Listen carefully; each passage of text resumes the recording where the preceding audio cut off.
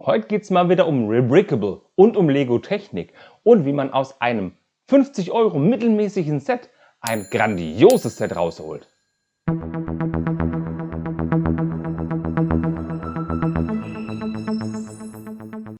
Auf diesem Kanal habe ich es schon so häufig präsentiert, schon so häufig gezeigt, wie man aus guten oder mittelmäßigen Lego-Sets dank Rebrickable noch viel mehr rausholen kann, viel coolere Sets macht, wie auch von dem Kollegen. Ich habe euch den vorgestellt, die 42151, der Bugatti Bolide.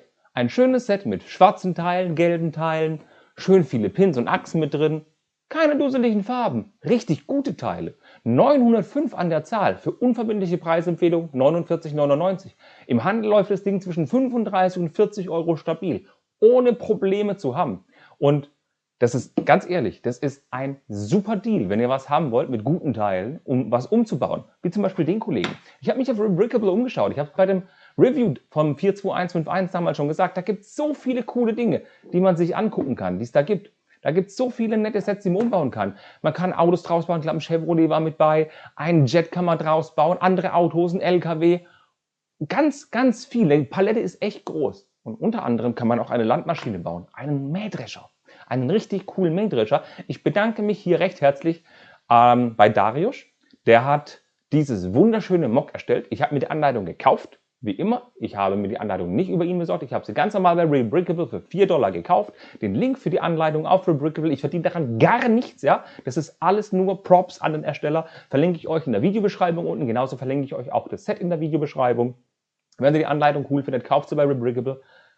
Ey, das Ding ist echt gut. Ich habe ja schon einige Sets vorgestellt und umgebaut und habe immer gesagt, es hat kleine Schwächen. Das ist ein richtig gutes Ding. Doch, gehen wir mal ab. Ja? Also wie gesagt, von den 905 Teilen verwenden wir ungefähr 3/4. Ich blende euch jetzt zuerst mal ein Bild ein. Das sind die Teile gewesen, die eben dieses Set ausmachte, als ich es auseinandergebaut hatte. Ich gebe zu, ich habe schon ein bisschen gebaut, ich konnte mir nicht helfen. Ihr seht da oben an der Ecke schon so ein kleines Stückchen, wo eben gebaut ist. Ansonsten sind das alle Teile ungefähr sortiert nach Teile-Typ von der 42151. Auf meiner Baumatte. Tutorial übrigens von der Baumatte findet ihr auch auf meinem Kanal. Habe es komplett auseinandergezupft. Und das ist ein Bild von der Baumatte, als ich fertig war. Da sind so einige Teile übrig, also ich würde sagen so 3/4, bisschen mehr davon habe ich verbaut. Es sind viele schöne Teile übrig geblieben, aber da bin ich nicht schade drum, denn Darius hat wundervoll die bestehenden Teile umgesetzt. Sogar die Panels. Egal ob die Panels hier an der Seite sind, hier vorne, die großen Flügelteile, die hat er super umgesetzt. Gucken wir uns doch mal an. Machen wir den Karton mal weg, der stört ihn nur. Denn, wie ihr seht, haben wir hier die großen Panels.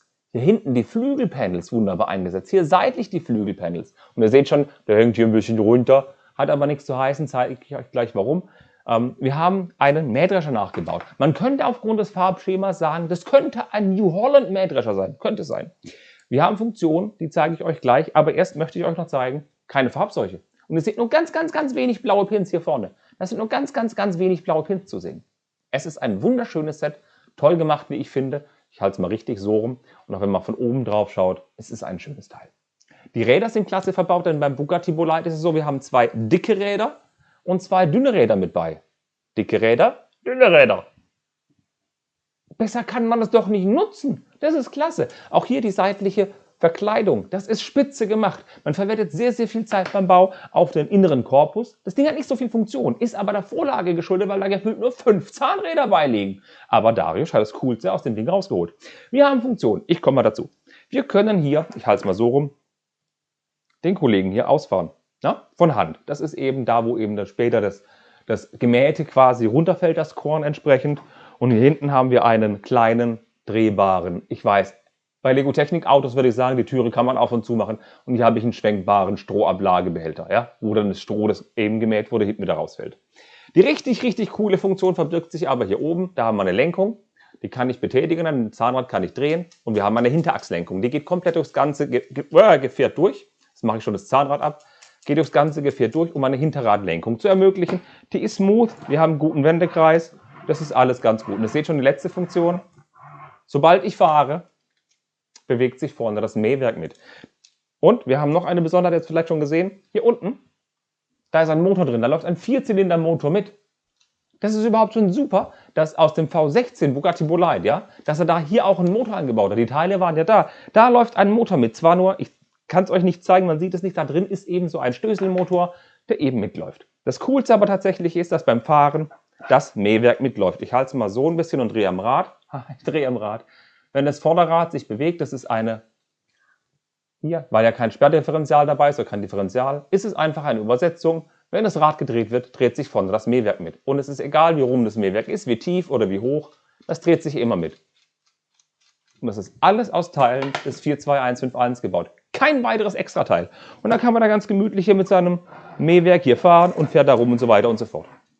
Und ich finde, dieser Mähdrescher ist das weitaus bessere Set als der Bugatti Bolide. Den Bugatti Bolide stelle ich mir hin. Vielleicht auch auf meinen Autotransporter. Mag sein.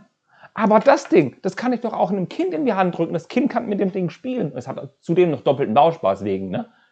Doppelten Bauerlebnis, weil einmal einen Bugatti bauen, dann auseinanderfetzen und das Ding hier bauen. Und das ist einfach auch ein cooleres Spielding. Also mir gefällt das Ding super. Das waren von mir super investierte 4 Euro für die Anleitung. Da bin ich gar nicht schade, darum ist ja nicht klasse. Und wisst ihr, was der Hammer ist? Also abgesehen davon ist die Anleitung super gemacht, das wollte ich auch noch sagen. Das ist eine schöne Anleitung, Schritt für Schritt alles erklärt. Alles auch super präsentiert in der Anleitung, wie man was machen muss. Ich habe schon weitaus schlechtere Anleitungen gesehen, aber die ist fast auf Lego-Niveau, muss ich sagen, bin ich super zufrieden mit. Wollte ich nochmal loswerden. Props an Darius. Und wisst ihr, warum ich eigentlich sauer auf Lego bin? Das ist eigentlich so eine Hauptgeschichte, wo ich sagen muss, Lego, deswegen bin ich sauer. Ich habe es euch Anfang des Jahres gezeigt. Oder letzten Jahres, den da. 42131 ist, glaube ich, die Setnummer. Der John Deere, ja?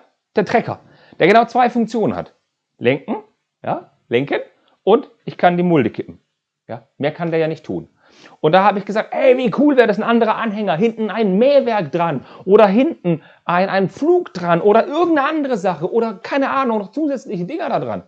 Kam nichts von Lego, kommt nichts von Lego. Wir können mal warten, bis wir schwarz werden. Ja? Kommt einfach nichts. Aber dann kaufe ich mir die 42151, setze nochmal 4 Euro für eine coole Anleitung ein und mal ganz ehrlich, theoretisch könnte ich ja so tun, als würde ich hier einfach den Trecker mit dem befüllen. Der Mähdrescher ist da rumgefahren, ganz lustig, ganz toll. Und dann lade ich mein Zeug hier ab auf den Kollegen und dann fährt der hier weg. Also wenn das nicht ein passendes Spielgerät für den da ist. Für Kinder ist es doch der Hit. 30 Euro UVP, 50 UVP.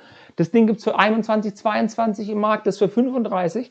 Also das sind knapp 50 Euro. Und das macht Sinn, das zusammen zu verwenden. Das macht richtig Sinn. Warum gibt es sowas nicht von Lego? Lego, wenn ihr zuguckt. Da muss man nicht mal ein Wort sagen. Da reicht es, wenn man das Ding hat, den Schwenkarm ausfährt, den drunter fährt und alles ist klar. Das bedarf keiner Worte. Show, don't tell. Das ist super. Das passt zusammen wie Arsch auf Eimer. Und das ist auch der Grund, warum ich den so lasse, wie er ist. Und die zusätzlichen Teile, die übrig geblieben sind, die mache ich einfach irgendwo hin. Die lasse ich in der Packung. Und ich finde es viel cooler, wenn die beiden nebeneinander stehen, als wenn da der Bugatti Bolide steht. Davon habe ich viel mehr. Das ist das wesentlich coolere Modell. Denn ein Lego-Mähdrescher in diesem Maßstab gibt ja keinen. Nehme ich den. Ganz einfach. So, ich hoffe, euch hat dieses kleine lustige Video gefallen. Und ich hoffe auch, ihr hattet Spaß mit. Ich habe euch vielleicht was Neues zeigen können. Ich habe es ja schon im Bugatti Bolide Video angeteasert, dass der da kommt. Machen wir den mal wieder weg. Geht ja um den hier. Und ich muss sagen, ich bin auch zufrieden, dass ich keine Aufkleber drauf gemacht habe, denn so sieht das Ding richtig, richtig gut aus. Und übrigens, habe ich ja noch gar nicht erwähnt, sogar die Kotflügel hat er hier verwenden können von dem Bugatti Bolide. Und die fallen nicht mal negativ auf. Das war jetzt genug des Lobesgesangs. Generell gilt, wie bei jedem Rebrickable-Video, das ich anbringe, auf Rebrickable gibt es so viele gute Anleitungen, viele sogar kostenfrei zum Runterladen. Manche kosten ein bisschen was, wie von dem hier, aber es erweitert den Bauspaß. Den habe ich ja auch schon umgebaut in ein Batmobil. Ja?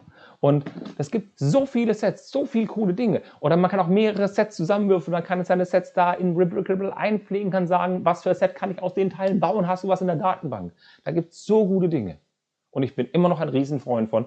Und es wird, das ist wirklich mein Ernst, das Real Talk, es gibt ja von Lego Technik nicht mehr so viele gute Sets. Und ich werde mehr Rebrickable Sets bauen, wenn ich welche coole finde, wo ich sage, das passt zu einem neuen Set oder von einem alten Set. Ich nehme jetzt kein 3000 Teile Set auseinander wie ein Arox oder so und mache was anderes draus, obwohl es cool wäre. Aber ein Blick lohnt sich. Geht auf Rebrickable, gebt ein Lego Technik Set, die Setnummer ein, die ihr habt, geht auf Alternate Builds Ihr werdet mal gucken, was da rumkommt. Ich hoffe, ich konnte euch mit diesem Video erfreuen, vielleicht auch was Neues zeigen, mal ein paar neue Denkanstöße geben. Schreibt es auch gerne in die Kommentare, würde mich sehr freuen. Ebenso würde ich mich super freuen, wenn ihr ein Abo da lasst. Ist kostenfrei, unterstützt aber den Kanal, was aber auf jeden Fall geht. Wenn ihr die Zeit hattet, bis jetzt durchzugucken, ja, gebt einen Daumen nach oben dem Video, gebt mir einen Daumen nach oben, würde mir sehr helfen, würde mich auch sehr, sehr freuen. Und ich glaube, das soll es jetzt gewesen sein für heute. Ich stelle den jetzt neben den ins Regal und erfreue mich des Ausblickes. Und ich gucke mal, was draußen noch so los ist. Ist ein bisschen warm, ne? Und ich hoffe, ihr hattet einen wunderschönen Tag und Spaß mit dem Video. Macht's gut, bis bald. Tschö.